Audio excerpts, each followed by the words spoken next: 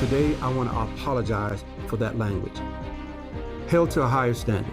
That's the office of the sheriff.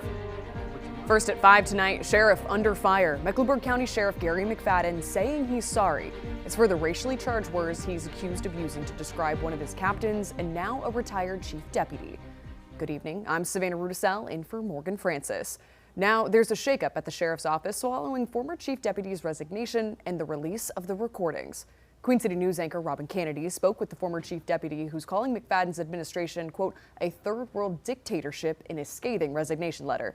And Robin, the former deputy chief talked with you not only about the recordings, but what he says was a dysfunctional culture at the sheriff's office. Right, Savannah. McFadden, who was first elected sheriff in 2018 and then re-elected in 2022, announced a major shakeup at the sheriff's office today. This comes after the controversy surrounding the sheriff that we've been telling you about since November 1st. Now, that's when the sheriff's right-hand man, you see here, Chief Deputy Kevin Canty, resigned. Canty claims the sheriff made disparaging, unprofessional, and racist comments about employees. And not only that, but Canty says the sheriff wanted him to be his hatchet man and fire 2 employees that he did not see a reason to let go.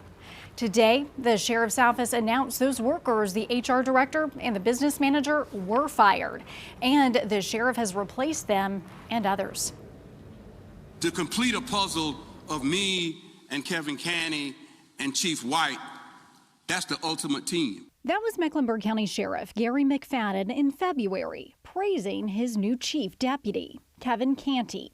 But Canty says his relationship with McFadden started to sour quickly. And so soon after I came, the second week I began to see signs of his personality and the way he treated people, and that began to bother me. What are we talking about? What kinds of examples? So berating, constantly berating staff, members of the executive team, command staff, in front of everyone. What I would later tell him were public floggings, making condescending comments to them, such as, I know that people think you're great, but you're not. Denigrating the chain of command, making insulting comments. Canty remembers a couple of times when he says McFadden said racist things in front of him about others. And then came the recordings that Canty says were given to him in October. In one of them, Canty says McFadden talks about one of his captains. That white cracker captain is better than the other 7 captains upstairs. In another, Canty says McFadden is referring to retired Chief Deputy Rodney Collins.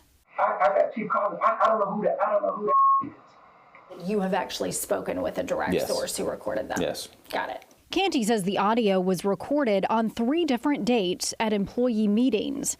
One of those dates is possibly February 28th, 2021. Obviously, for obvious reasons, the person who recorded who made the recordings is certainly concerned about their employment. Sure. And so it was edited in such a way that this person can remain anonymous. On Thursday, McFadden said he's sorry for the comments. It doesn't matter who recorded or how many years ago it was recorded. Today, I want to apologize for that language. Held to a higher standard. That's the office of the sheriff. But you must understand that I'm human and I'm not perfect, and I will make mistakes. Canty says he doesn't think McFadden should be in office, but he did vote for him twice, and others did too, to elect him.